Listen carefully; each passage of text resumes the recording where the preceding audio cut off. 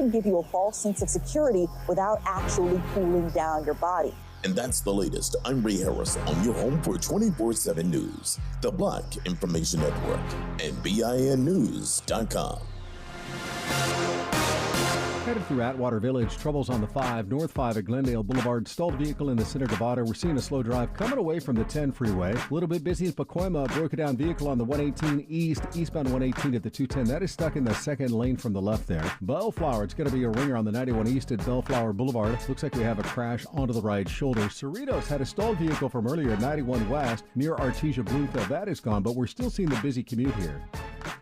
Prime members save more at your Amazon Fresh store. As a Prime member, you'll save 10% on hundreds of items in store, from organic produce to pantry staples to handcrafted pizza. Head to Amazon.com/fresh locations and find a store near you. This is the KBLA Sports Minute with Ray Richardson. Everybody connected to Bronny James' medical situation has been quiet the past 2 days. That includes LeBron James and his family, the USC Athletic Department, and the doctors treating Bronny at Cedars-Sinai Medical Center. Bronny has been hospitalized since suffering a cardiac arrest on Monday while practicing with USC's basketball team. The last update came late Monday afternoon when Bronny was taken out of the intensive care unit. He continues to be listed in stable condition. The Chargers and Rams wrapped up their first full day of training camp on Wednesday. The teams will play each other in their preseason opener on Saturday, August 12th at SoFi Stadium. Friday, September 1st will be Lakers night at Dodger Stadium. The Dodgers will be giving away a special jersey in honor of Kobe Bryant, the number 8 on the front and number 24 on the back. No debates, no speculation, just the info you need. That's your KBLA Sports Minute. I'm Ray Richardson. More news, opinions, and conversation when we come forward on KBLA Talk 1580. 2 years ago, on Juneteenth 2021, KBLA Talk 1580 launched with a promise to give disenfranchised fellow citizens a voice in current political, economic, social, and cultural issues with an empowering, sustainable, and restorative language. Everybody's got a little light under the sun, under the sun, under the sun. As we enter our third year, we are delighted that KBLA Talk 1580 consistently emerges as the talk station of choice for African American listeners.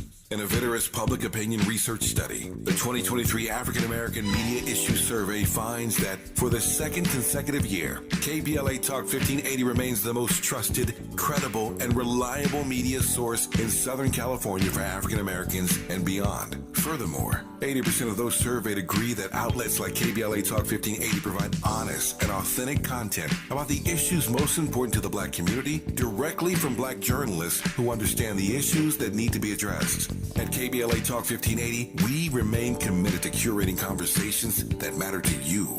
Thank you for your continued support. We're unapologetically progressive. KBLA Talk 1580. The station that sounds like the city looks. You must learn.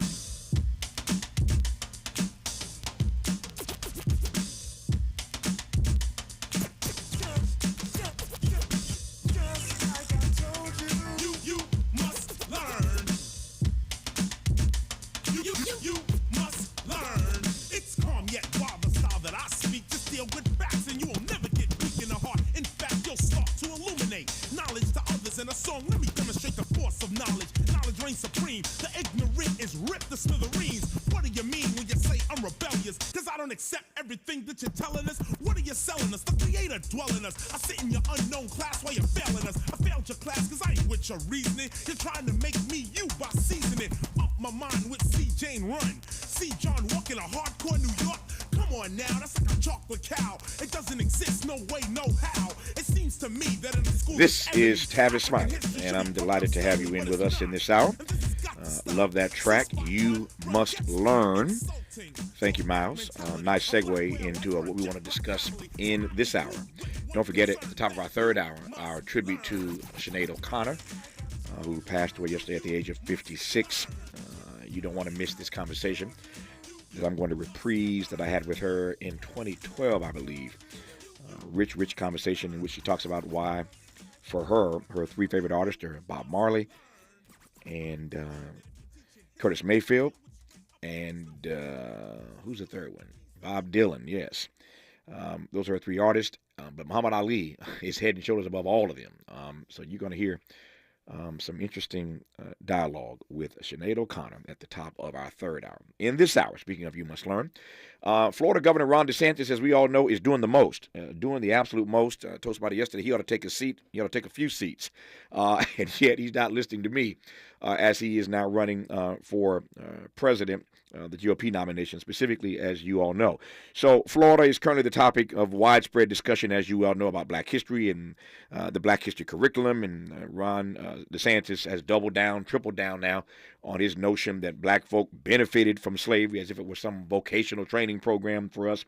But a number of black academics, including Dr. Kellie Carter Jackson, who is a professor of Africana Studies at Wellesley College, along with Hasan Jeffries, Dr. Hasan Jeffries, who's the brother of Hakeem Jeffries, the minority leader in the House, and some other educators from different parts of the country, organized a remarkable event days ago in Florida. They convened in Florida to stage a 24-hour Black history teach-in at an AME church as a form of protest against Ron DeSantis, or as Donald Trump calls him, Ron DeSantimonious.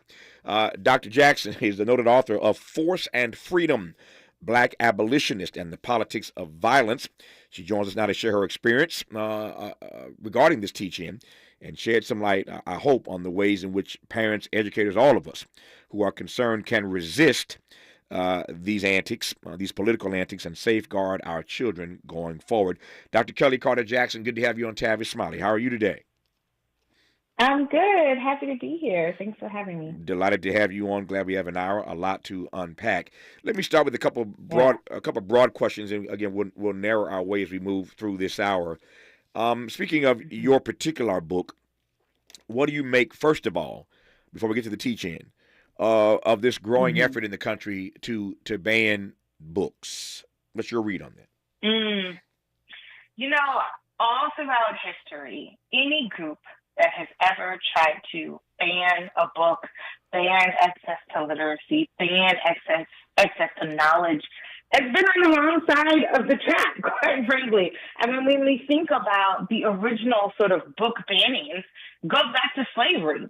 The enslaved were not allowed to read. They were not allowed to have access to literacy. It was considered against the law. There was severe, if not violent, punishment for those who tried to learn or got caught with letters or papers or things of that nature. And so one of the first things enslaved people tried to do when they got their freedom was to seek out literacy. So they're seeking out loved ones and trying to reconnect with loved ones because of the rupture that slavery caused.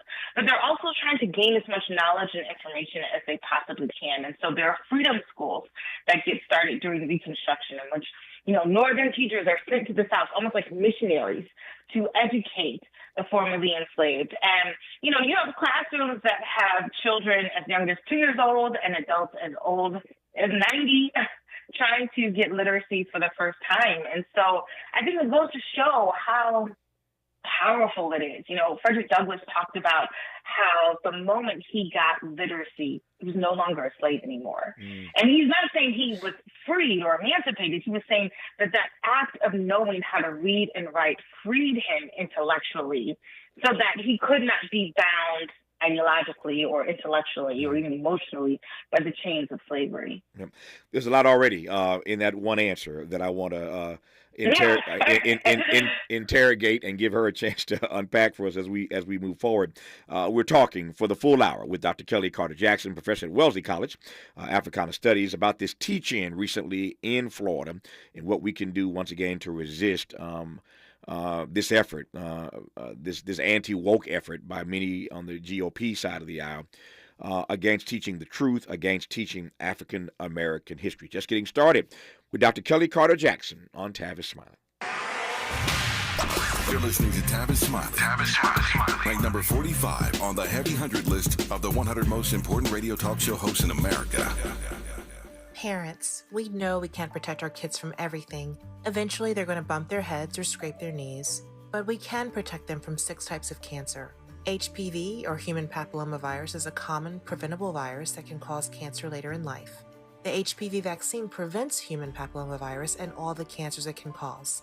The American Cancer Society recommends getting your sons and daughters the HPV vaccine starting at age 9 to protect them later in life.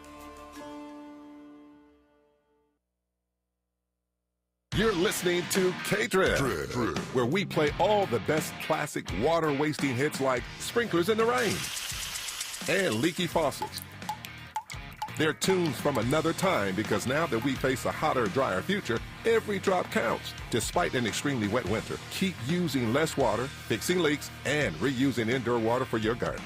Visit SaveOurWater.com for more ways to conserve. Up next, brushing your teeth with the water on. K-Drip. Contracts, and grants. This is Rambo, and I'm back August 5th. Contracts, and grants. I'll be at the Westin Hotel, LAX, Saturday, August 5th. Me and my guests are fast-paced in the contracts and grants. They only speak 6 minutes each. I have LA County, I have the city, I even have Everett, the CEO of Lindustry, coming to talk to you guys. And for the first time ever, I have Metro's Director of Certification coming. We average over 700 attendees, so you know the rules. Parking's about $15 with the event validation, event, coffee, snacks, all free, paid for by Rambo Industry. And yes, you can bring guests. So save your seat, DeonRambo.com. Listen, contract ready's only 2 hours from 10 a.m. to 12. But if you get there around 9:30, I'll probably be doing some Q&As and things like that before the events I never get a chance to do. I honestly keep saying, I don't know what's more important for LA businesses right now than local contracts. So I'm back, Westin Hotel, LAX, Saturday, August 5th. August 5th. It takes 2 minutes to register. DeonRambo.com. Go register now. DeonRambo.com. On your period, sudden gushes happen without warning. But now, you can say goodbye to stand-up gush fears, thanks to Always Ultra Thins with rapid dry technology. It absorbs gushes 2 times faster than the leading store brand and gives you up to 100% leak-free protection. Hello, clean and comfortable with Always Fear No Gush. Delivery's at the door. Can someone please unlock? It's been an eventful afternoon with a spike in bookings at Claudia's event space. We'd love to host Mermaid Fest. She was already planning on having more event planners on hand. 500? That's a lot of tails. Indeed can help her hire great people fast. I need Indeed. Indeed you do. Our hiring platform instantly connects you with quality candidates, and you can schedule and conduct virtual interviews right from the Indeed dashboard. Visit Indeed.com/credit and get $75 towards your first sponsored job. Terms and conditions apply. As we go a little something like this. Hey, it is me, D.L. Hughley, and I am thrilled to be heard weekdays in my hometown on KBLA Talk 1580. So check out the D.L. Hughley Afternoon Show weekdays from 2 to 4 p.m. exclusively on KBLA Talk 1580. We got a whole lot to talk about, let me tell you. That's like a real. Hey, Dad, how do airplanes fly? What's in this box? Is this tree good for climbing? How are babies made? What does this thing do? Kids are curious about everything, including guns. Talking to them about gun safety in your home is a good first step, but you can do more. Always keep your guns locked, unloaded, and stored separately from ammunition. Safe gun storage saves lives. Learn how to make your home safer at endfamilyfire.org. That's endfamilyfire.org. Brought to you by End Family Fire, Brady, and the Ad Council. Let's get back to more of Tavis Smiley right now. To say that Ron DeSantis is tripping would be the mother of all understatements this year. Tripping so hard that a number of black educators decided they needed to get together from all parts of the country and rush to Florida to do a Black History teach-in. They did so at an AME church as a form of protest against the political antics of Ron DeSantis. We'll talk more about that as we move through this hour. But one of those professors is Dr. Kellie Carter Jackson, who teaches Africana Studies at Wellesley College. And she said a few things already at the outset of this conversation that I want to get her a chance to unpack for me.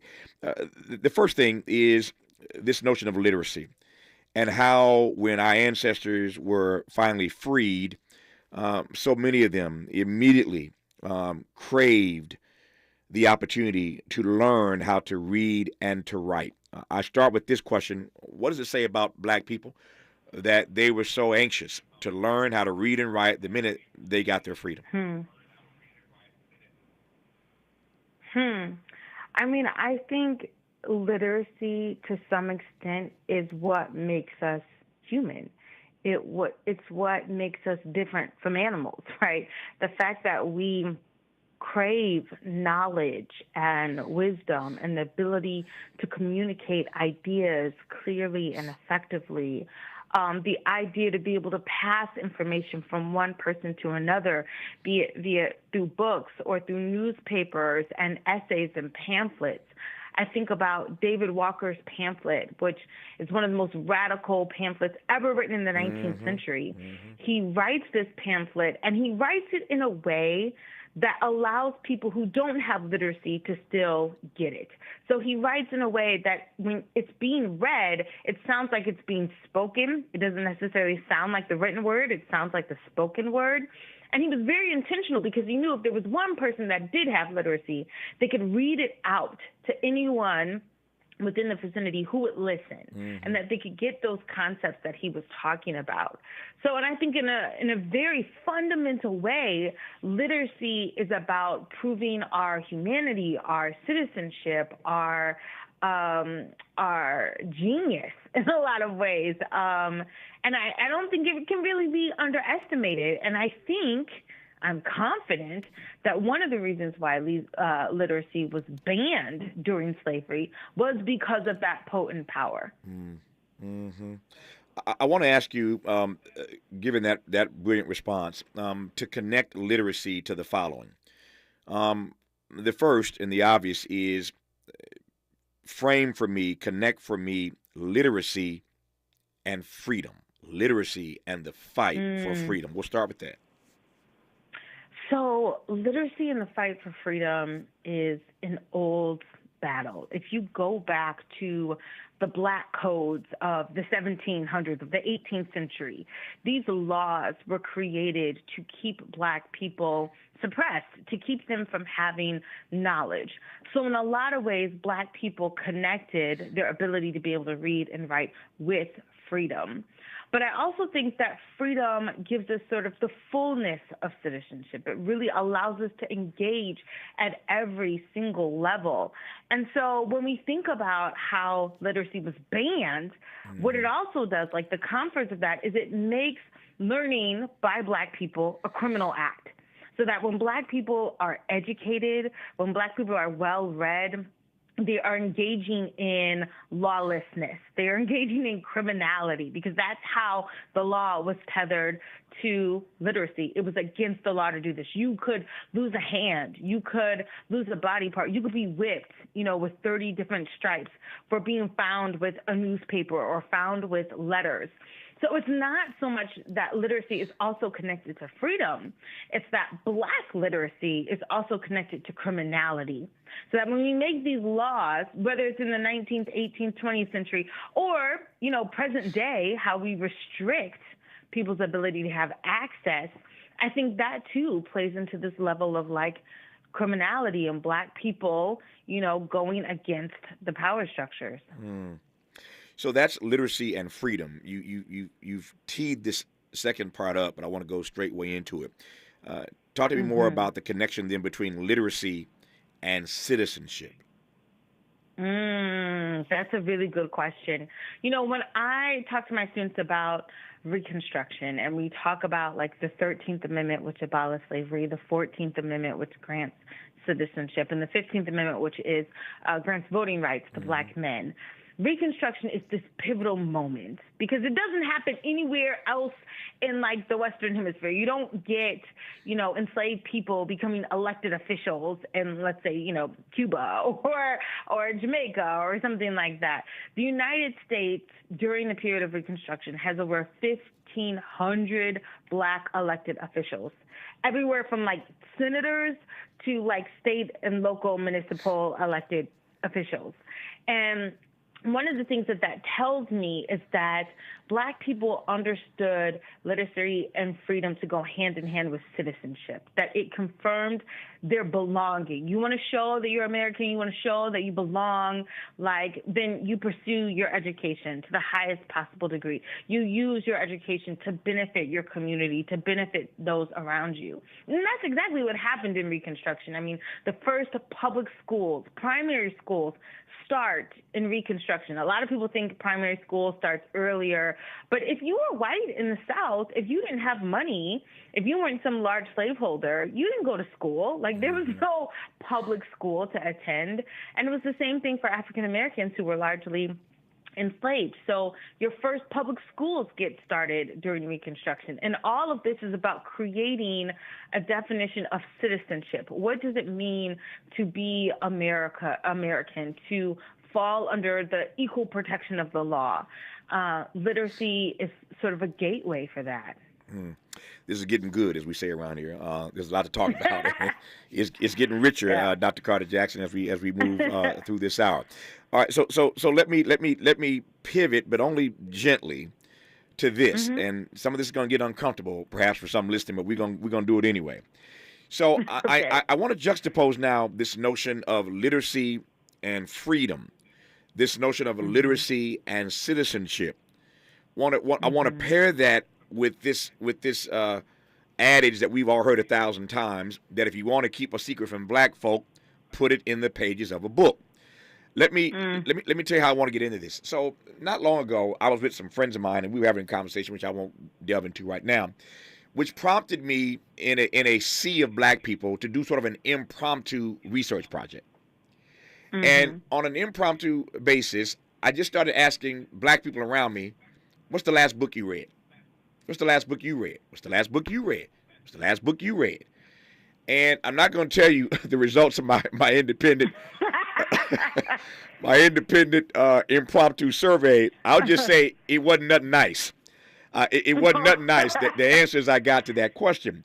So here, you see my juxtaposition, right?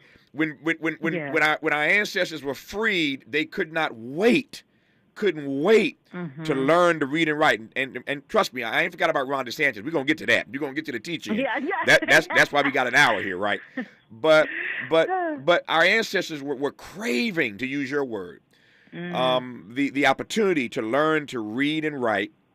And if you were to do as I did recently and do an independent survey in a room full of black people, I don't mean Ivy League people, I don't mean Wellesley graduates. Yeah, I was going to say not scholars, not my fellow scholars. Yeah, not your fellow scholars. You might be disappointed in the data that you collect. What say you about that about that reality, that they couldn't wait to learn to read and write?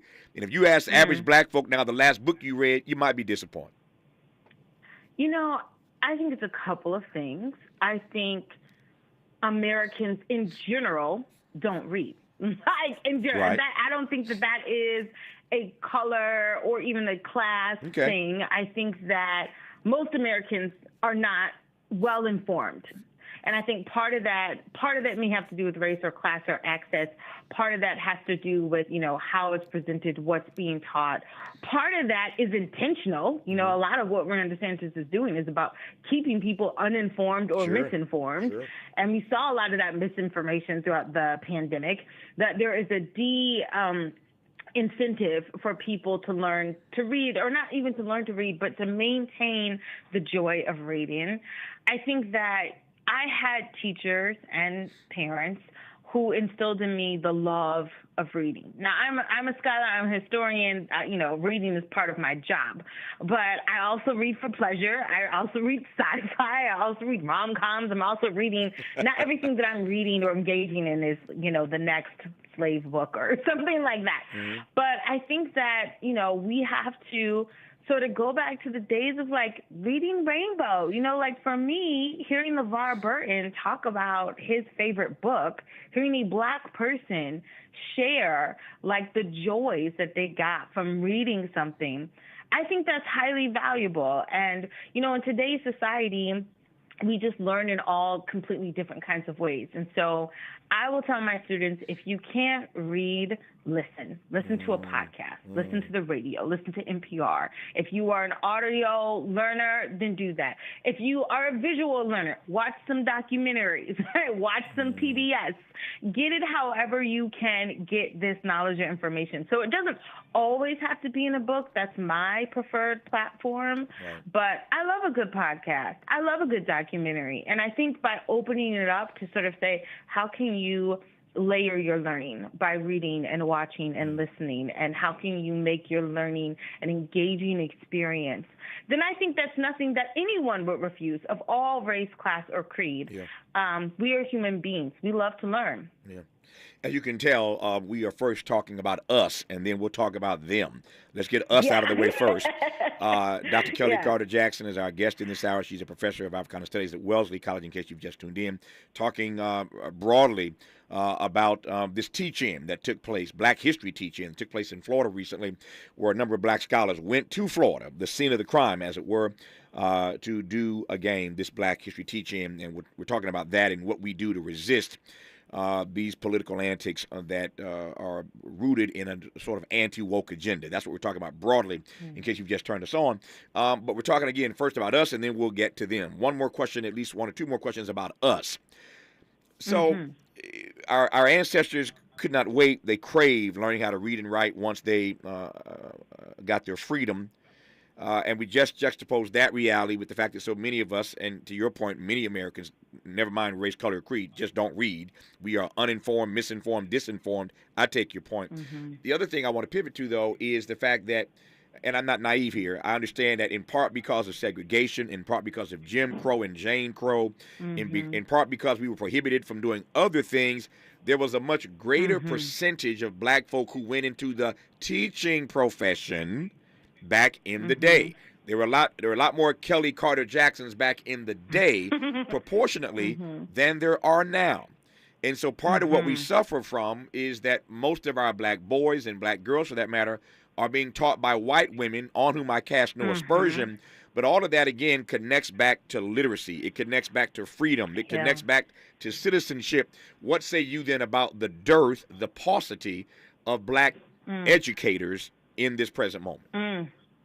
Yeah, you know, I grew up in a mostly predominantly white town. The most of the black kids that were in my class were my siblings, you know, or in my school were my siblings. I'm one of 7, so we covered a lot of ground, but still, there was not a lot of us growing up. I had predominantly all white teachers with the exception of a couple coaches. It was not until I went to Howard University that I had, you know, this black diasporic experience, which I treasure. I absolutely treasure. And I think that, you know, we have lost some things on our road to integration. And I think on that road to integration, a lot of black teachers lost their jobs. A lot of white parents refused to let their white children be taught by white teachers. And I think that we have not invested enough in education to see it as something valuable. And we see that in how well teachers are paid, how well teachers are trained. We put the least in as possible and hope to get out the most. And it doesn't make any sense. And I think that in a lot of ways, you know, black children struggle because they don't have people in front of the classroom that either look like them or, and I think this is really important, especially if you are not a black teacher, teachers who are not black but also share a passion and an investment for making sure that students who are black get that history and get that information. And that's possible. You know, my advisor at Columbia was Eric Foner, a white man who studied, you know, slavery and Reconstruction. He taught me what it means. So you don't have to be black to do this. However, you have to be invested to do this. And a lot of people just aren't invested in doing this kind of work. Yeah. You are blessed to have been taught by Eric Foner. He's a legend in his own time. And what an honor it is, I suspect, for you to have been taught by Eric Foner at Columbia. Just a brilliant, brilliant brother. And I'm just glad you invoked his name.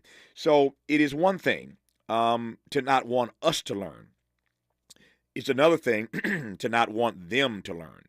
So what Ron DeSantis is doing is making sure that they, the good white folk, don't learn about black history. One thing for us not to know our history and be denied access and opportunity to literacy. It's another thing, though, to not want them to know that history. And that's where we're going when we come forward. We've talked about us. Now we're going to talk about them with Dr. Kellie Carter Jackson on Tavis Smiley.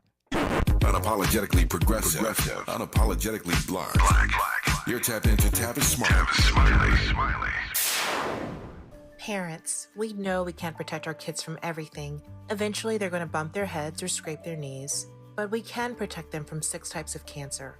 HPV, or human papillomavirus, is a common preventable virus that can cause cancer later in life. The HPV vaccine prevents human papillomavirus and all the cancers it can cause. The American Cancer Society recommends getting your sons and daughters the HPV vaccine starting at age 9 to protect them later in life. I'm Ree Harris, and here's the latest from the Black Information Network. The Federal Reserve is no longer forecasting a U.S. recession this year. That's what Fed Chairman Jerome Powell told reporters after the central bank raised interest rates by 0.25 percentage point Wednesday. We remain strongly committed to bringing inflation back down to our 2% goal. The Mid-Missouri Civil Liberties Association says they're looking at data concerning racial disparities in traffic stops across the state. At a meeting in Columbia, Missouri, Don Love, a member of the group's board of directors, said the initial findings show black drivers across Missouri were stopped almost 59% more than white drivers. Love says he sent the data analysis to police chiefs across the state and adds that many of them have been receptive to the information. And that's the latest. I'm Ray Harris on your home for 24/7 News, the Black Information Network, and BINnews.com. Prime members save more at your Amazon Fresh store. As a Prime member, you'll save 10% on hundreds of items in store, from organic produce to pantry staples to handcrafted pizza. Head to Amazon.com/fresh locations and find a store near you. This is the KBLA Sports Minute with Ray Richardson. Everybody connected to Bronny James' medical situation has been quiet the past 2 days. That includes LeBron James and his family, the USC Athletic Department, and the doctors treating Bronny at Cedars-Sinai Medical Center. Bronny has been hospitalized since suffering a cardiac arrest on Monday while practicing with USC's basketball team. The last update came late Monday afternoon when Bronny was taken out of the intensive care unit. He continues to be listed in stable condition. The Chargers and Rams wrapped up their first full day of training camp on Wednesday. The teams will play each other in their preseason opener on Saturday, August 12th at SoFi Stadium. Friday, September 1st will be Lakers night at Dodger Stadium. The Dodgers will be giving away a special jersey in honor of Kobe Bryant, the number 8 on the front and number 24 on the back. No debates, no speculation, just the info you need. That's your KBLA Sports Minute. I'm Ray Richardson. More news, opinions, and conversation when we come forward on KBLA Talk 1580. I'm James Alexander, a proud member of AARP. 1967, I was 17. That spring, my friends, the Barcades, and I made Soulfinger. It was a hit. Number 3 on the charts. That summer, we became the great Otis Redding's band. First gig, the famed Apollo. That fall, we toured. That winter found me in a morgue identifying the bodies of my bandmates and Otis Redding. My music and their memories bring me joy. The Barcades, forever. What would you call a joy that is as solemn as it is sweet and knows no bounds? A joy that's beautifully rooted in soul and resilience. This is Black joy, a joy that reflects pride and honor despite every challenge. AARP believes the power of Black joy is limitless, and we celebrate this joy supreme. Join us in celebrating Black joy at aarp.org/Black community. KBLA Talk 1580. We've got a lot to talk about. Maisha Cairo here with a quick recap from my time at JP Morgan Chase's Advancing Black Wealth Tour. There were speakers Ian Dunlap, Damon John, Lynn Richardson, MC Light, Don Kennedy, to name a few. Take a listen to what Justin Grant, Community Development Lead at Chase's Advancing Black Pathway, let's see what he had to say. So I'm Justin Grant. I lead Community Development and National Partnerships for JP Morgan Chase's Advancing Black Pathway strategy. And so we're focused on strengthening the economic foundation of Black communities, and we're making targeted investments in programs like the Advancing Black Wealth Tour to help us get our tools and resources out to the community to drive sustained impact over time. So when it comes to Black and brown people, it sounds like Chase is making it their personal responsibility not only to facilitate these events, but to educate and provide resources. So, Mr. Grant, I have to ask, what does wealth building look like for the individual? It's It's home ownership. It's having that freedom to be able to start your own business and create jobs in your community. And it's having that long-term plan towards retirement, having that vision for what you want your life to be, and you have the resources to actually live it. I'm Aisha Cairo. Thanks for sticking around. That was my recap from Chase's Advancing Black Wealth Tour. First stop was here in LA, and they're taking it national. KBLA Talk 1580. I'm Dominique DePrima, and there are so many reasons to take out a small business loan. Set yourself up for long-term success with access to credit for operating expenses, equipment, and technology, leasing or financing, and more. Although the process may seem daunting, your U.S. Bank Business Access Advisor can guide you through that process. Whatever your financial goals, U.S. Bank Access Commitment can help support you in reaching them. Access your financial goals at usbank.com/access. Member FDIC, Equal Housing Lender.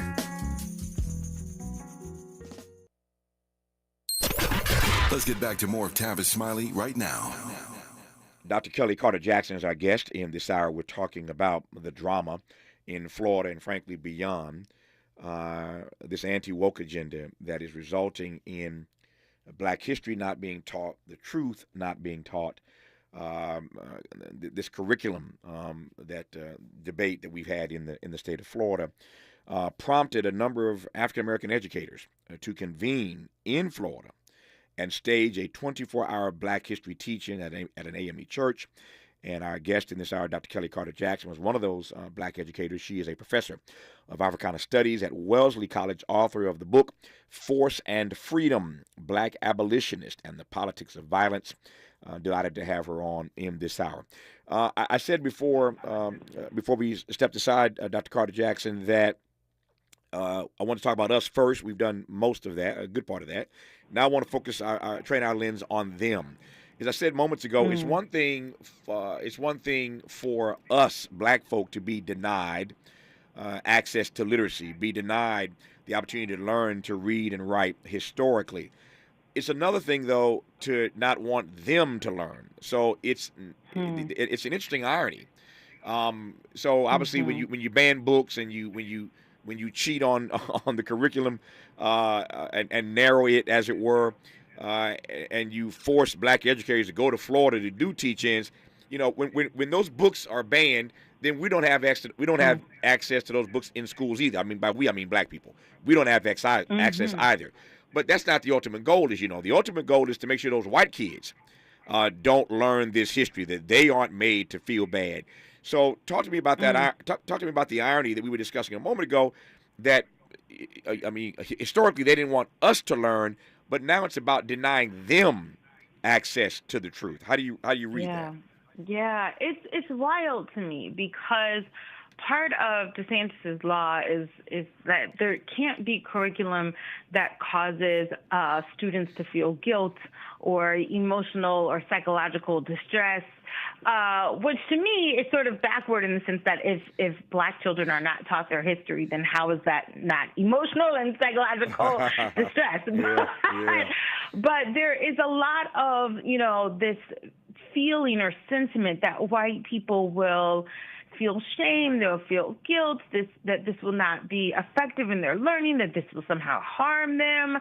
I've been teaching for a long time now, almost 20 years, and I've never experienced that. I have never had a student say, I'm worried about my mental health because I feel so shamed or guilty about this. I've never had that happen before. Now, I have had white and black students tell me that they're angry that they didn't get this history, because a lot of students will come to college for the first time and they'll learn this history that they didn't get in their K through 12 education, and they're upset. Why didn't I get this? Why didn't I know this? And they're also mad that courses that I often teach are considered elective and not required. So if you're not required to learn this history in order to graduate or whatever, then you're not, unless you are really passionate about the subject, chances are you're not going to sign up for my class. And so that's distressing to a lot of students because they feel, and rightly so, that this information should be available to everyone, that everyone should know this history, that you would think differently, you would act differently, you would purchase differently if you knew this history. And so I think, again, part of what DeSantis is trying to do is not just keep white people uninformed, but to also keep them misinformed about what is American history. Yeah. To your point that you've been teaching almost 2 decades now, you've never had a student who felt so bad, so guilty. They're depressed. I have not. I'm depressed. I'm despondent. Take me to the student health center. I can't take it. I can't take it. No, I feel so bad. I have not had that. I have not. Now, I have said, and I do start out my classes, I will say, listen, guilt doesn't do anything. We read an essay from Audre Lorde in which she talks about the uselessness of guilt. And she said, guilt doesn't do anything. Guilt doesn't put food on the table. Guilt doesn't create more jobs. Guilt, in some ways, Lorde argues, that guilt makes you sort of, what is the word she says? It immobilizes you. It makes you not want to act. It makes you not want to do anything about your current situation. And I think she's right. Yeah. But to your point that you've never had that experience, but you have had the other, which is that students are angry that they didn't have access to this history. They weren't taught this history. If one takes what you're saying at face value, then what that suggests is that what Ron DeSantis and others are doing, this what they call this anti-woke agenda, what they're really doing, what we really have here is how about I put this, a solution chasing a problem. Does that make sense? Yeah, I get exactly what you're saying. It is not banning books, sort of marginalizing certain stories that will be told or not told, or people who will be told or not told, does not get us to where we need to be as a country. It does not make us informed citizens. It does not make us Americans who can think globally, can think bigger than just America. It does not make us an empathetic people that can think about the experiences of other groups or cultures and want to understand them more. It creates a false sense of superiority in a lot of ways, that whiteness is default great, that whiteness is the norm or the standard by which everybody else should sort of be judged. That the goal of being American is assimilation, that we are never to sort of step outside of the comfort box to learn these histories. And it's not just a romantic narrative students are getting, it's a false narrative. It really is. And it's, in some ways, it's deceitful, it's manipulative. When I was looking at, they have the new standards for Florida, 216 pages. About pages 3 through 21 talk a lot about the African American history. But when I saw, there's a line that says we want to talk about how the enslaved benefited from the skills that they got while enslaved. And I'm like, benefited? In what world do you put the word benefit and slavery in the same sentence? It makes no sense. It makes no sense. But it's that kind of language, that like sloppy, slippery language that allows people to believe maybe these atrocities weren't so bad. Maybe, there's good people on both sides, that kind of thing.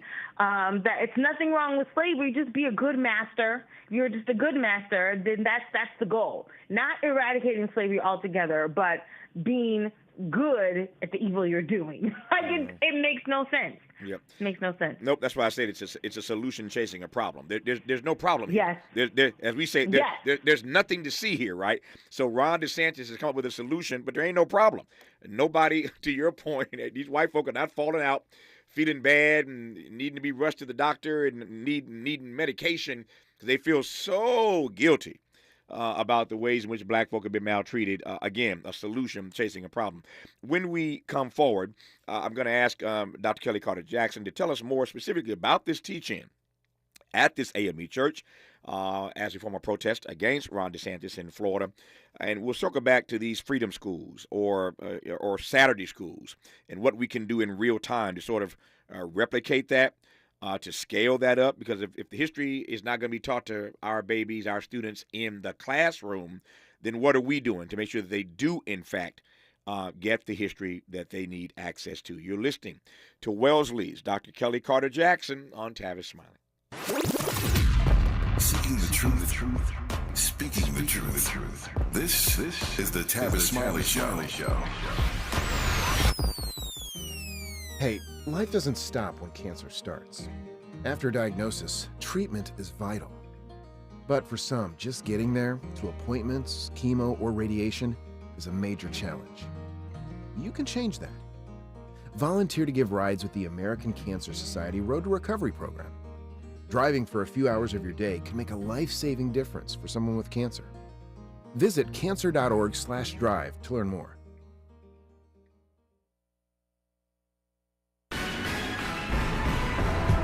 Journalist Jasmine Canick pens an article to let us know which LA activist was arrested for rape not once but 3 times. Maisha Cairo here with your K-Black Minute News on KBLA Talk 1580. On record, Congresswoman Maxine Waters has filed a restraining order against LA activist Najee Ali. On IamJasmine.com, journalist Jasmine Canick reports that Ronald Todd Askew, better known in Los Angeles as Najee Ali, has been arrested for rape 3 times. Further, a video has circulated online that shows Ali physically attacking his wife. If you want to learn more, a website entitled TheRealNajeeAli.com has been created that shares Ali's arrest records, photos of him with public figures, and a list of his, quote, enablers, end quote. There's also a section on the website visitors can submit their own stories and reports of their own run-in with Ali.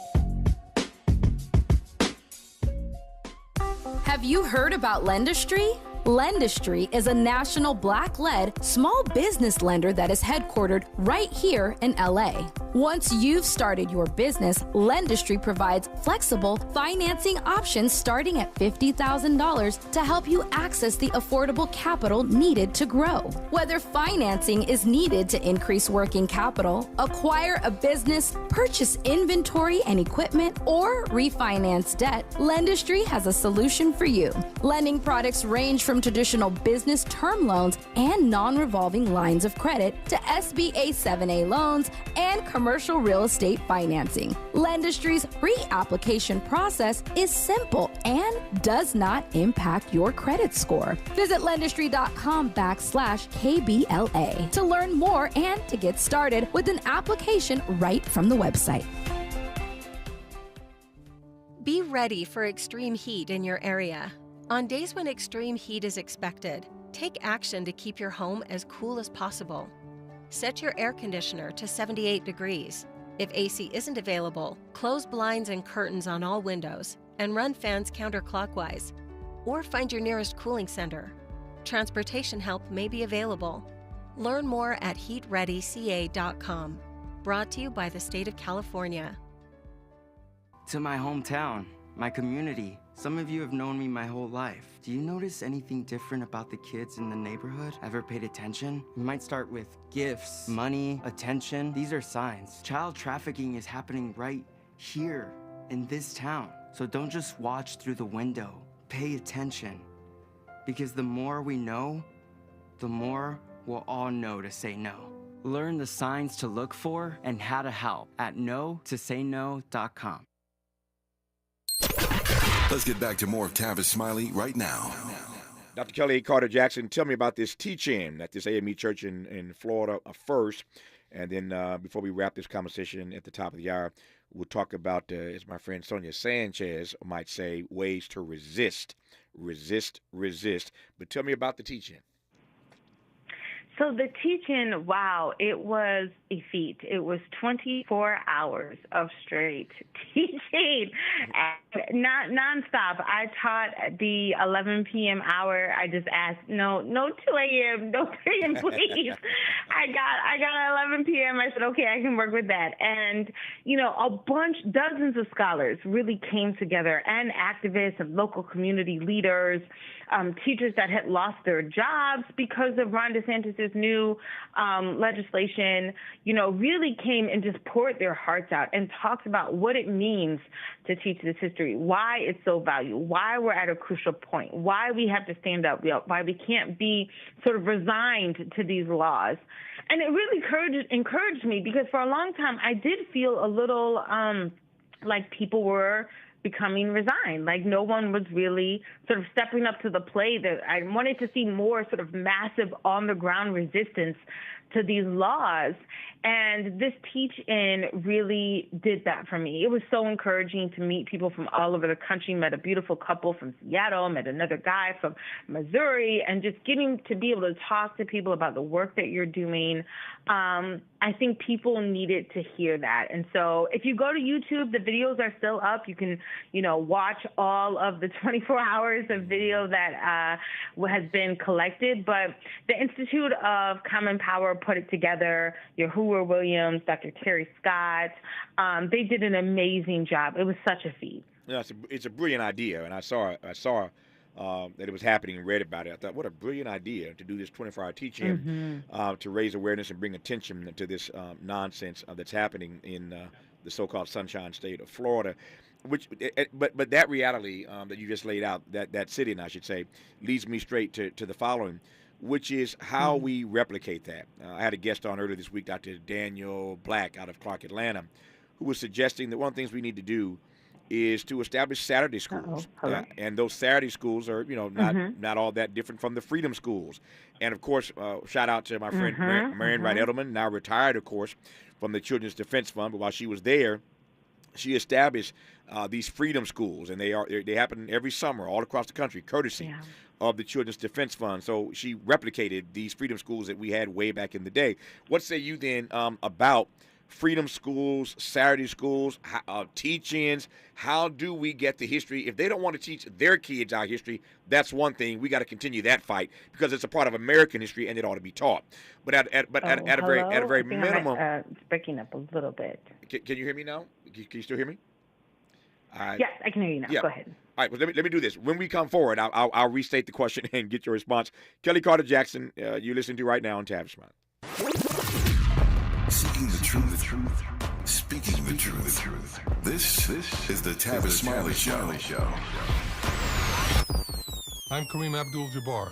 I learned about atrial fibrillation the hard way. My symptoms would come and go: shortness of breath, fatigue. I kept going. Then I got so lightheaded, I couldn't. My doctor said I have AFib, so I'm about 5 times more likely to have a stroke. Other symptoms: irregular heartbeat, heart racing, chest pain can come and go, but the risk of stroke stays. If you have symptoms, tell a doctor. Visit notimetowait.com. Sponsored by Bristol-Myers Squibb and Pfizer. KBLA Talk 1580. We've got a lot to talk about. The rent is too damn high. KBLA joins you in calling for affordable housing. The LA Tenants Union is a diverse, tenant-led movement fighting for the human right to housing for all. The LA Tenants Union demands safe, affordable housing and union rent control. They organize against landlord harassment, mass evictions, and displacement, and mobilize for the repeal of the Ellis Act and Costa-Hawkins Act. The LA Tenants Union is on a mission to strengthen tenants' political power through education, advocacy, and direct action. To get help with your eviction or other landlord-tenant issues, take action for justice, or become a member, visit latenantsunion.org. This is a community call to action from KBLA Talk 1580.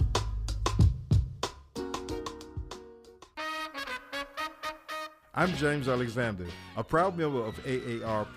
1967, I was 17. That spring, my friends the Barcades and I made Soul Finger. It was a hit. Number 3 on the charts. That summer, we became the great Otis Redding's band. First gig, the famed Apollo. That fall, we toured. That winter found me in a morgue identifying the bodies of my bandmates and Otis Redding. My music and their memories bring me joy. The Barcades forever. What would you call a joy that is as solemn as it is sweet and knows no bounds? A joy that's beautifully rooted in soul and resilience. This is Black joy, a joy that reflects pride and honor despite every challenge. AARP believes the power of Black joy is limitless, and we celebrate this joy supreme. Join us in celebrating Black joy at aarp.org/blackcommunity. Gotta stay fresh, ma. Have you visited us online for the grand opening of KBLA.store? For the best in new merch, gift ideas, books, media, and more, log on to KBLA.store. Be sure to check out our KBLA team favorites at KBLA.store today. That's KBLA.store for all the official merch on your favorite talk radio station, KBLA Talk 1580. Where are we on the lineup? It's official. Avery is producing Main Street Music Days. We need to be ready. We're going to have lots of people. What's the status on the new sound engineer? They need an audio technician to keep things level from sound checks to encores. Make sure audio from one stage does not compete with another. Indeed can help them hire great people fast. I need Indeed. Indeed you do. Our hiring platform instantly connects you with quality candidates, and you can schedule and conduct virtual interviews right from the Indeed dashboard. Visit Indeed.com/credit and get $75 towards your first sponsored job. Terms and conditions apply. He's rooting for everybody black. Everybody black. More of Tavis Smiley coming your way right now. Got about 4 minutes left. 4 minutes left in this conversation with Dr. Kellie Carter Jackson out of Wellesley, where she teaches Africana Studies. She was a part of this 24-hour Black History teaching at an AME church in Florida. And the success of that 24-hour teaching has got many of us thinking about how we replicate, how we scale that. Whether it's freedom schools, whether it's Saturday schools, if they don't want their kids to learn our history, which is American history, so it ought to be taught, no question about it. The question is, the penultimate question, it seems to me, is how do we ensure at a minimum that our babies, that black babies, understand their own history? Is it freedom schools? Is it Saturday schools? You tell me, Dr. Carter Jackson. Yeah, I think actually Saturday schools and freedom schools are a wonderful idea. I participated in one as an educator, not as a student. And it was a wonderful way to connect with students that met them right where they were at in their communities and talk to them about their own history and heritage. And it gave me a lot of pride to do it. You know, I've seen my Asian friends going to like Chinese school on the Saturdays or Jewish friends going to Hebrew school. And so to have something for the black community that was maybe them not learning the language, but certainly learning their history and their heritage on a Saturday, taught by people who love them and who look like them, I think that is a powerful, powerful thing that you can do. I also think, you know, we need boots on the ground. I think we need activists who will come, you know, to Florida and to these various places. Florida is not the only one with this legislation. Texas has it. Iowa has it. Florida is sort of the Simon Says. But we need people that will refuse. We need people that say, no, I'm not doing this, not in my classroom, not in my school district. And a lot of people quite frankly, just need to be voted out. We need to basically exercise our ability to vote and say, you won't be on the school board anymore. You won't be on the textbook committee anymore. You've got to go. Yeah. As a scholar, how concerned are you that this revisionist history, repeated over and over again, can take hold with, I want to be as charitable and as generous as I can here, with a dumbed-down demos. With a dumbed-down demos, how concerned are you that this revisionist history might take hold and people will start to believe that slavery did, in fact, benefit black folk?